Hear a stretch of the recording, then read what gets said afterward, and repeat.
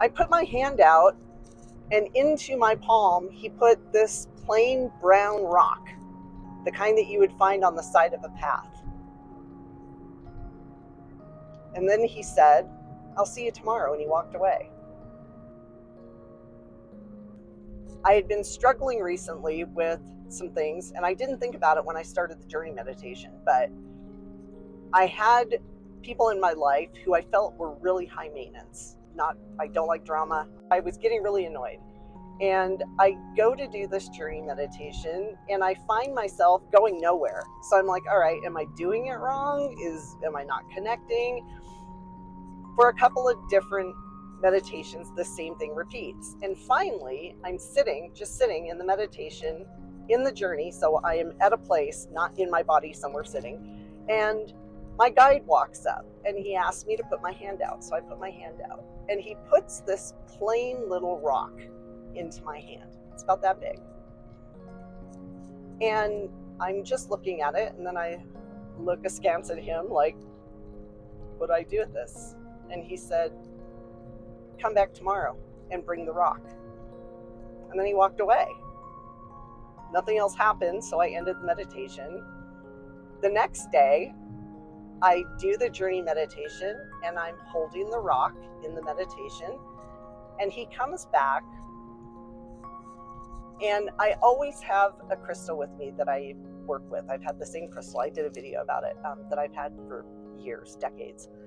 And I always have that on me. So I'm sitting in this meditation, and my guide comes up and asks to see the rock. So I'm holding it in one hand, and he said, show me your crystal. And so I'm holding my crystal in one hand and the rock that he gave me in the other hand. And he said, "You don't value them the same way. You see them as a rock. You see nothing but utility, and what they're doing isn't valuable, and their problems aren't significant enough to warrant your attention. But you see yourself as the crystal. You see that what you're doing is important and it helps people, and that's ego. There are no rocks. Regardless, everyone's the same. And it's a dangerous thing to consider yourself a crystal and everyone else a rock." Mind blown. He was absolutely right. I had minimized the things that other people felt were super important because they weren't important to me.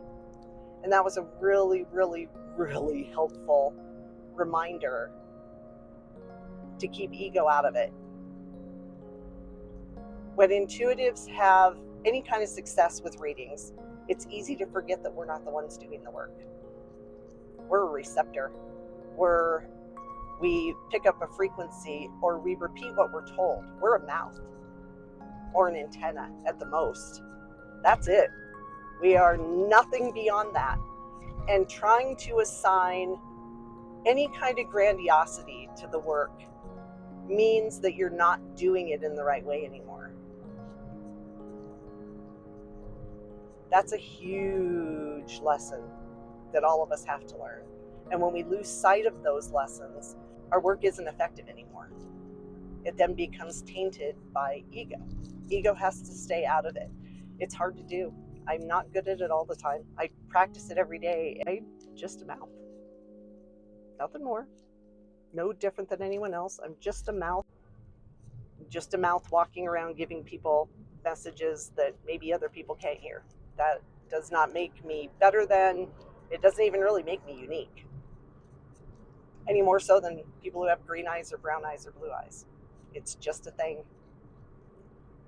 On my desk, I have a rock and a crystal to remind me of that every single day. So I get my hand slapped too sometimes, and that's a good thing.